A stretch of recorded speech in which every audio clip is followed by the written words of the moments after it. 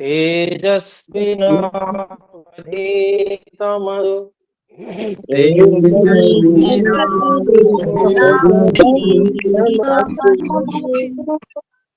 मा विद्विषावहै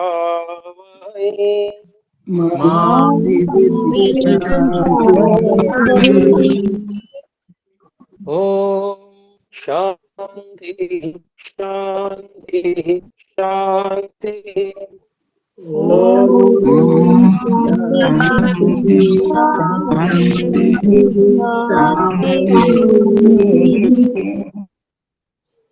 ओम ऋग्वेदादि भाष्य भूमिका इस पुस्तक का इस समय में हम स्वाध्याय करते हैं और इसमें हम जो कुछ वेद मंत्र हैं वेदोत्पत्ति विषय में उनका स्वाध्याय कर रहे हैं। इसमें से हम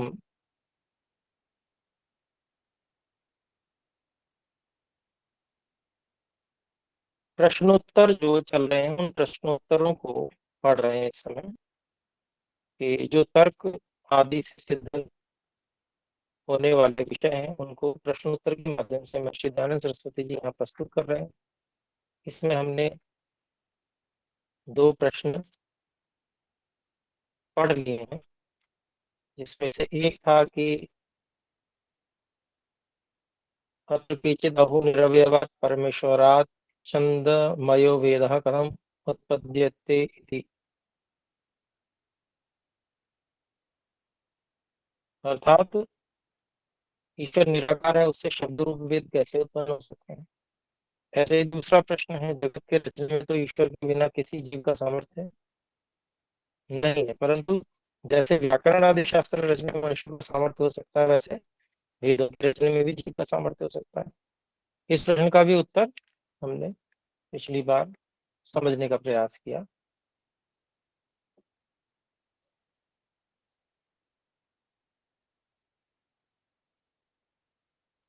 तो इसका जो उत्तर दिया उसमें जो पूर्व पक्षी है वो कुछ फिर से प्रश्न जोड़ रहा है।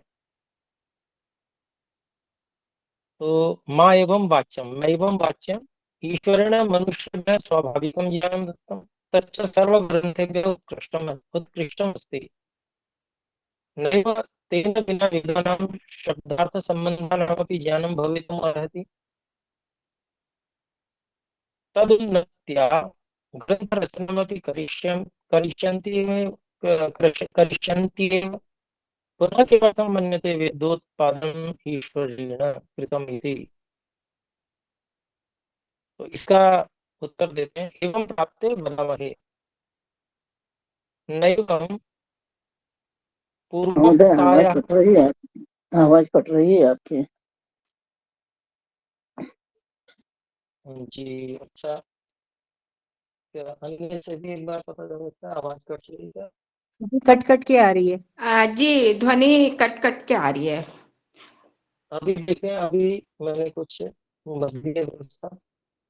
अभी क्या कट कट के आ रही है क्या?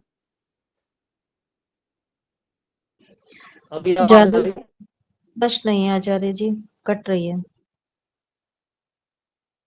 चलिए ठीक है, मैं बदलता हूँ।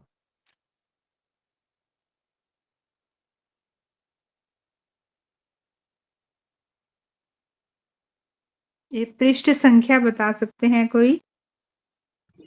जी मेरी पुस्तक में पृष्ठ संख्या 20 पर है प्रश्न। 10 अच्छा जी, धन्यवाद। 21 है। हाँ वही 20-21। अच्छा ठीक है जी, धन्यवाद।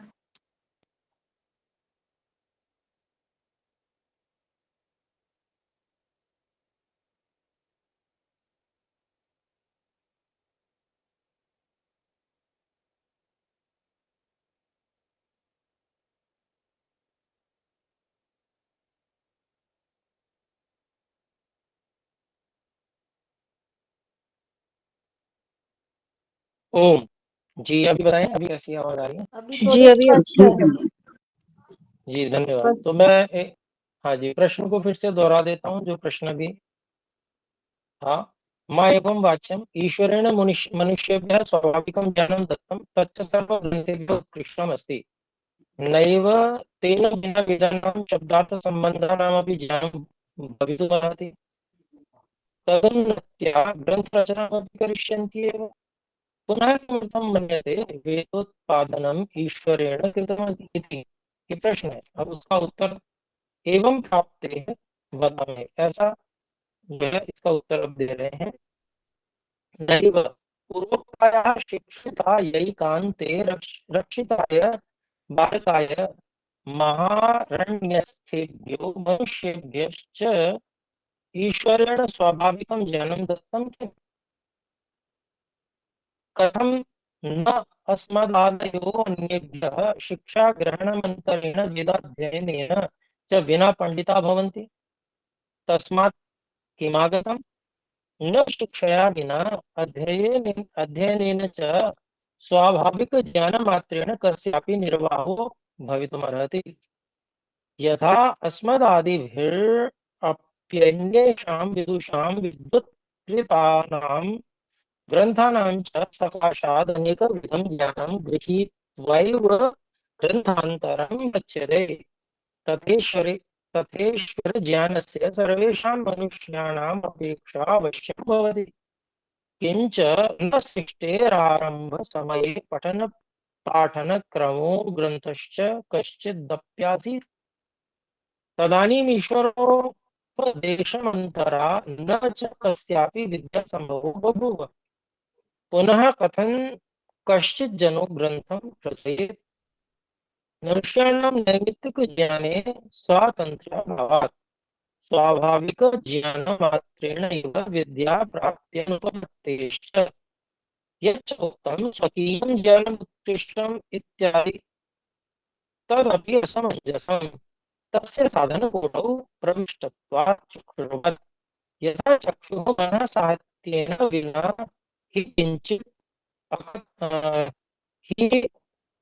अकिञ्चित्करम् अस्ति, तथा अन्येषां विदुषाम् ईश्वरज्ञानस्य च साहित्येन विना स्वाभाविकज्ञानमपि अकिञ्चित्करमेव भवति इति।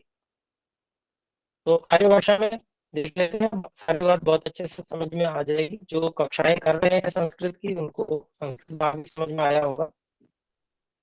तो आर्य भाषा भाषार्थ है। प्रश्न, ईश्वर ने मनुष्यों को स्वाभाविक ज्ञान दिया है तो सब ग्रंथों से उत्तम है, क्योंकि उसके बिना वेदों के शब्द अर्थ और संबंध के ज्ञान कभी नहीं हो सकता। और जब उस ज्ञान की क्रम से वृद्धि होगी तब मनुष्य लोग विद्या पुस्तकों को भी रच लेंगे। पुनः वेदों की उत्पत्ति ईश्वर से क्यों माननी? तो उत्तर देते हैं, जो प्रथम दृष्टांत बालक का एकांत में रखने का और दूसरा वनवासियों का भी कहा था, क्या उनको स्वाभाविक ज्ञान ईश्वर ने नहीं दिया है? वे स्वाभाविक ज्ञान से विद्वान क्यों नहीं होते? प्रश्न पर प्रश्न है और इतना बलवान प्रश्न है कि इसका उत्तर संभव ही नहीं किसी के द्वारा देना। तो अभिप्राय क्या है कि ये आरंभ में जो थोड़ा बहुत उनको खाने पीने का, जो वनवासियों को भी खाने पीने का थोड़ा बहुत ज्ञान होता है, वह भी जो आरंभ में ऋषियों के द्वारा थोड़ा बहुत दिया गया और फिर वो अलग हट गए, अपनी अलग उन्होंने बस्ती बसा ली। उसके बाद में उनकी परंपरा चलती आ रही, उन्होंने संबंध नहीं रखा किसी से।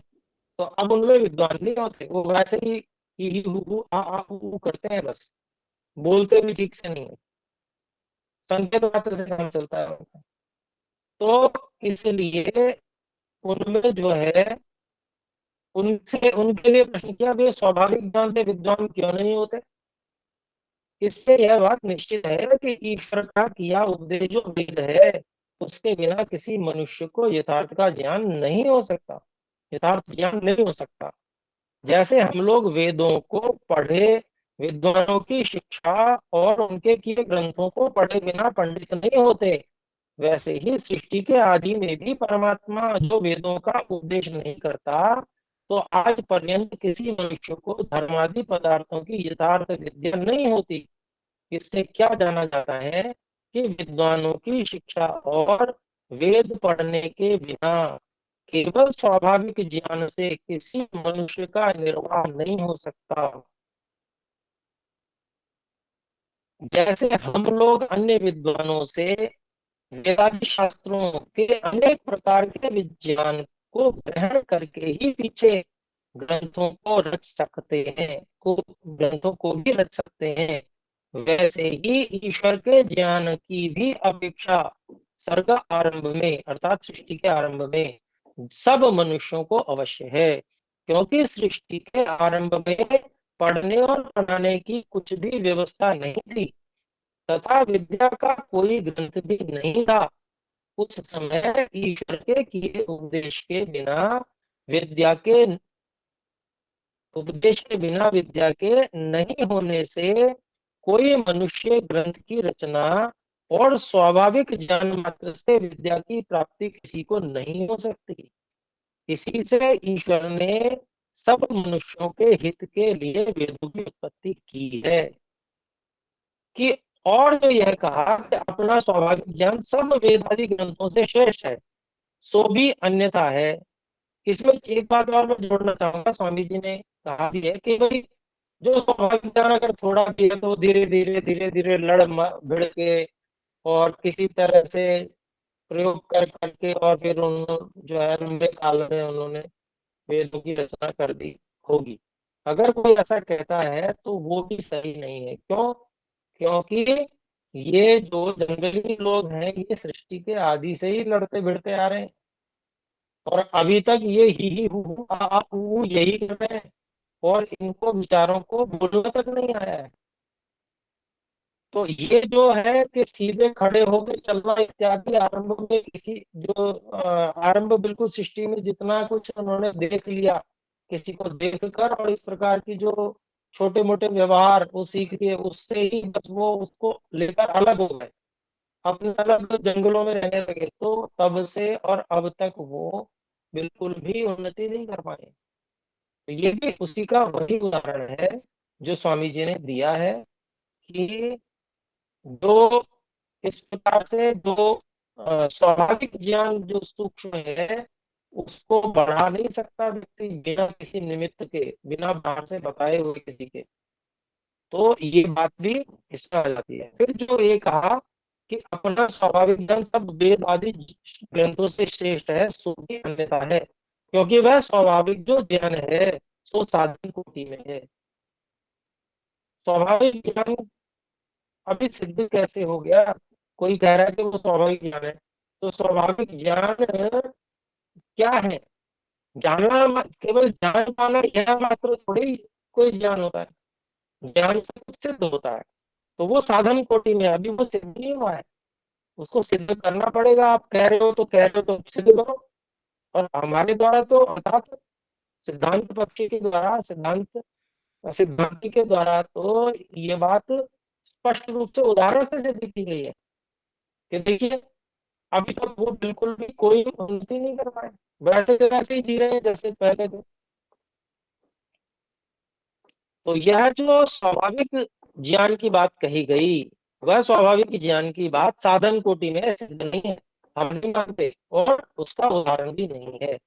फिर जैसे मन के संयोग के बिना आंख से कुछ भी नहीं देख पड़ता तथा आत्मा के संयोग के बिना मन से कुछ भी नहीं होता, वैसे ही जो स्वाभाविक ज्ञान है सो वेद और विद्वानों की शिक्षा के ग्रहण करने में साधन मात्र ही है।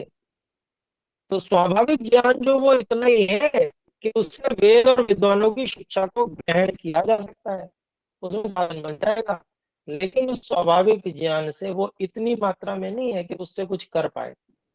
और जितनी मात्रा में स्वाभाविक ज्ञान पशु पक्षियों में देखा जाता है तो उससे उन्नति थोड़ी करते हैं। जैसे कुत्ते को पानी में छोड़ दिया जाए तैर जाएगा, एक स्वाभाविक ज्ञान है। लेकिन अगर कुछ विशेष सिखाना है उसके लिए मनुष्य उसको सिखाता है तब कुत्ता सीखता है, नहीं तो अपने आप उसको कोई विशेष ज्ञान नहीं होता। तो स्वाभाविक ज्ञान जितना है उतना ही रहता है, वो बढ़ता नहीं है।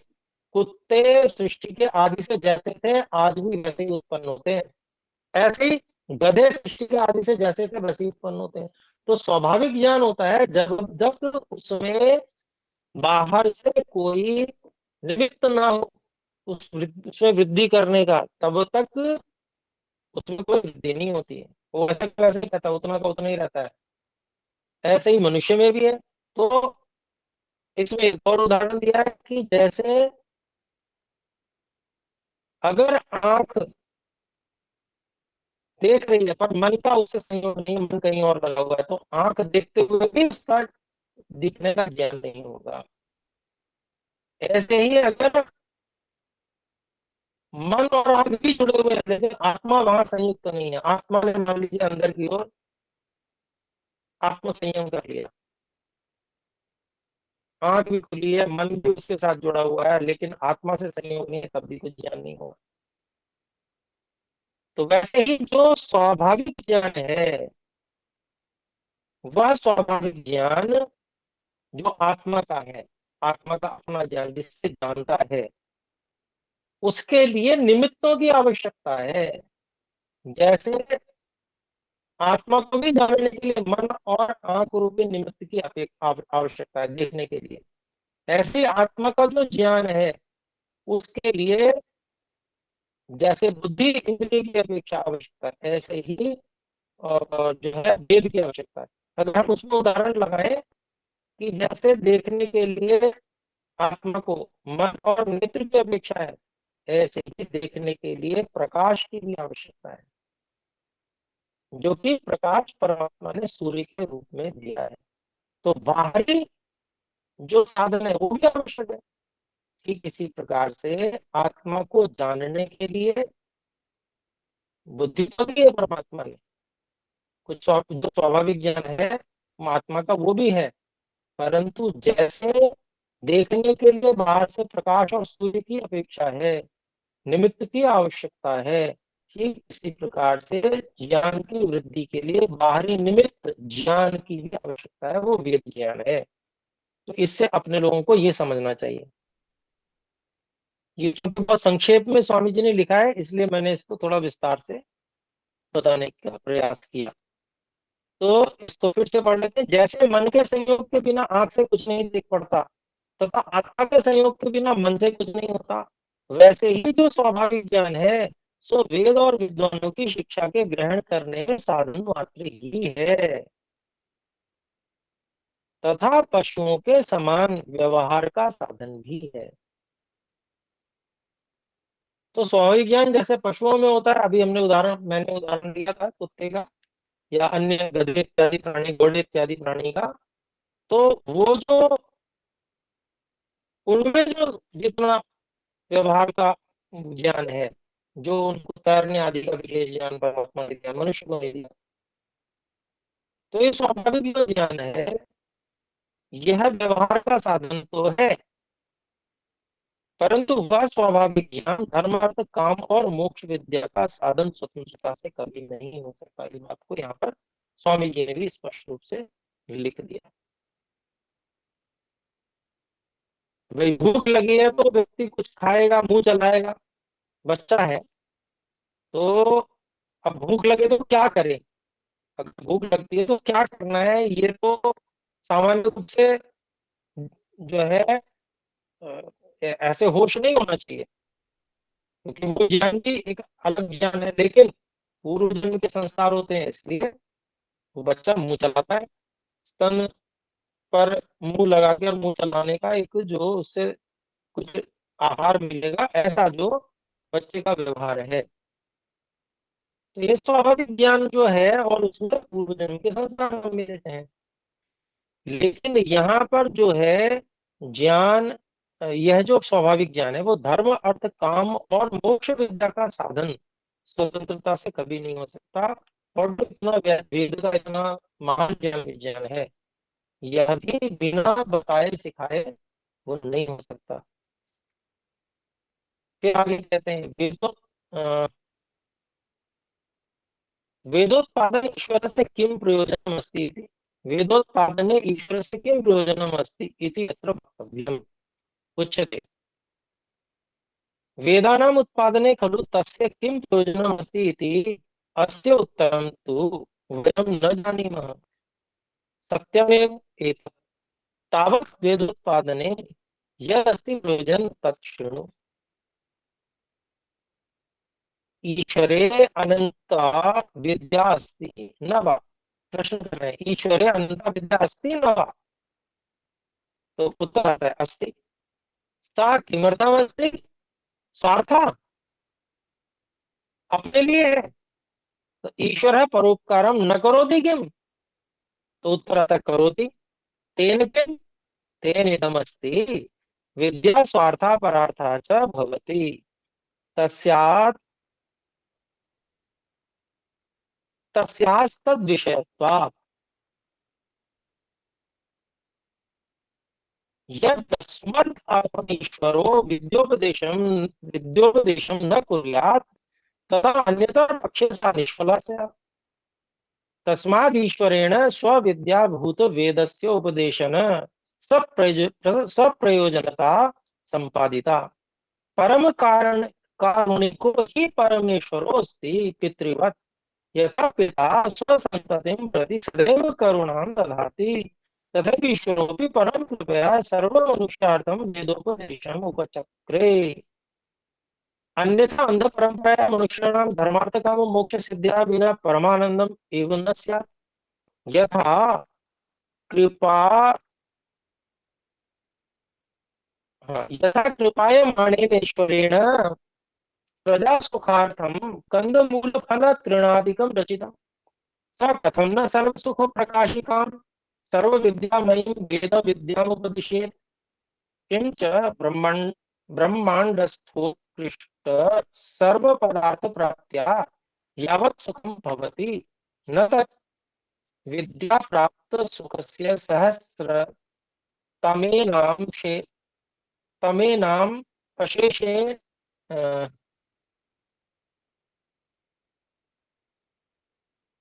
शेनापि तुल्यं भवति।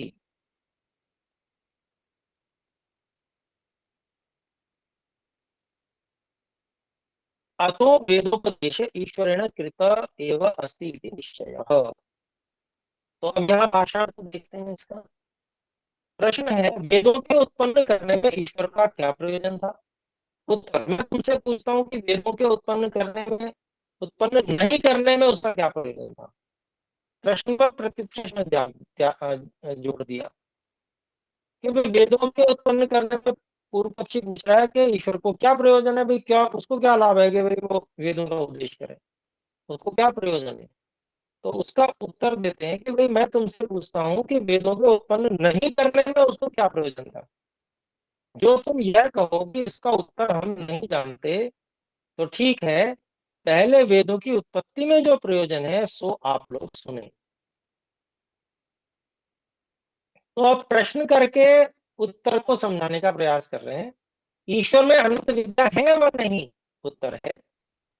प्रश्न, सो उसकी विद्या किस प्रयोजन के लिए है? उत्तर, अपने लिए, अपने लिए जिससे सब पदार्थों को रचना और जानना होता है। प्रश्न, अर्थात तो मैं आपसे पूछता हूँ कि ईश्वर परोपकार को करता है और नहीं? उत्तर, ईश्वर परोपकारी है। इससे क्या आया? इससे यह बात आती है कि विद्या जो है सो स्वार्थ और परार्थ के लिए होती है, अपने लिए भी होती है, अन्यों के लिए भी, तो परोपकार के लिए भी होती है। क्योंकि विद्या का यही गुण है कि स्वार्थ और परार्थ इन दोनों को सिद्ध करना। जो परमेश्वर अपने विद्या का हम लोगों के लिए उपदेश न करे तो विद्या से जो उपकार करना गुण है सो उसका नहीं रहे। इससे परमेश्वर ने अपनी वेद विद्या का हम लोगों के लिए उपदेश करके अपनी विद्या की सफलता सिद्ध करी है। परमेश्वर हम लोगों का माता पिता के समान है। हम सब लोग जो उसकी प्रजा हैं उन पर नित्य कृपा दृष्टि रखता है। जैसे अपने संतानों के ऊपर पिता और माता सदैव करुणा को धारण करते हैं, इस सब प्रकार से हमारे पुत्र सुख पावे, वैसे ही ईश्वर भी सब मनुष्यादि सृष्टि पर कृपा दृष्टि सदैव रखता है। इससे ही वेदों का उपदेश हम लोगों के लिए किया है। जो परमेश्वर अपनी वेद विद्या का उपदेश मनुष्यों के लिए न करता तो धर्म अर्थ काम और मोक्ष की सिद्धि किसी को यथावत प्राप्त न होती। उसके बिना परम आनंद भी किसी को नहीं होता। जैसे परम कृपालु ईश्वर ने प्रजा के सुख के लिए कंद, मूल, फल और घास आदि छोटे छोटे भी पदार्थ रचे हैं, तो ही ईश्वर सब सुखों के प्रकाश करने वाली सब सत्य विद्याओं से युक्त वेद विद्या का उपदेश भी प्रजा के सुख के लिए क्यों न करता। क्योंकि जितने ब्रह्मांड में उत्तम पदार्थ हैं, उनकी प्राप्ति से जितना सुख होता है, सो सुख विद्या प्राप्ति से होने वाले सुख के हजारों अंश के भी समतुल्य नहीं हो सकता। ऐसा सर्वोत्तम विद्या पदार्थ जो वेद है, उसका उपदेश परमेश्वर क्यों न करता। इससे निश्चय करके यह जानना कि वेद ईश्वर के ही बनाए हैं। तो देखिए, जो विद्या से प्राप्त सुख है, सत्य विद्या से, उसको इतना उत्तम बताया है यहाँ पर ऋषि दयानंद सरस्वती जी ने।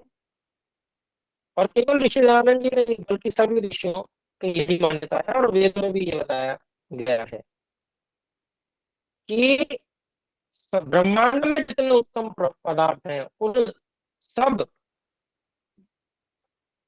से जो सुख प्राप्त होता है,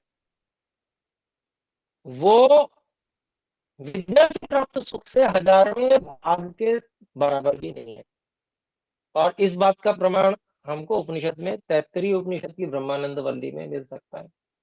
वहां पर ईश्वर का सुख है, अर्थात वेद ज्ञान जो है वो ईश्वर का ही है, तो उसको ईश्वर के सुख की तुलना सांसारिक सुख से की है।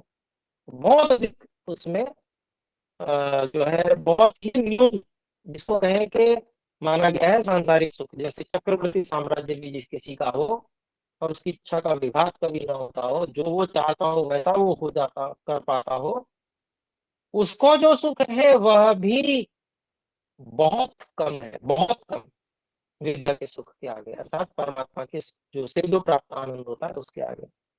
तो वो ये जो वेद विद्या है वो भी परमात्मा के द्वारा दी गई है, और विद्या जो यहाँ पर तत्व ज्ञान है वह भी परमात्मा का ही है, परमात्मा का ही गुण है।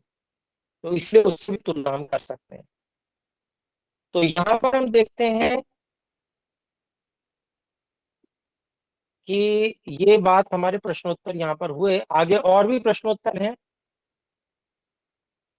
तो भाई उन प्रश्नों का भी उत्तर दिया है। यद्यपि बहुत कुछ सारी बात स्पष्ट कर दी है, फिर भी प्रश्न करने वाले तो प्रश्न करते ही हैं, क्योंकि जब तक वेद नहीं पढ़ेंगे तब तक बुद्धिमत्ता कहाँ से आए। तो वो प्रश्न ऐसा ही कर रहे हैं कि भाई ईश्वर को लिखने के लिए स्याही कहाँ से मिली। अब ये जो प्रश्न है इसका उत्तर अगली जो है कक्षा उसमें करेंगे। आइए एक बार ओम का उच्चारण करके एक सब कक्षा का विराम करते हैं। आइए मिलकर एक बार ओम बोले।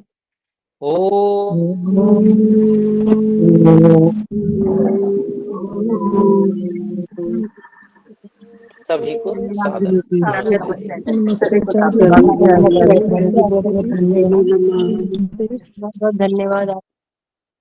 नमस्ते आचार्य जी।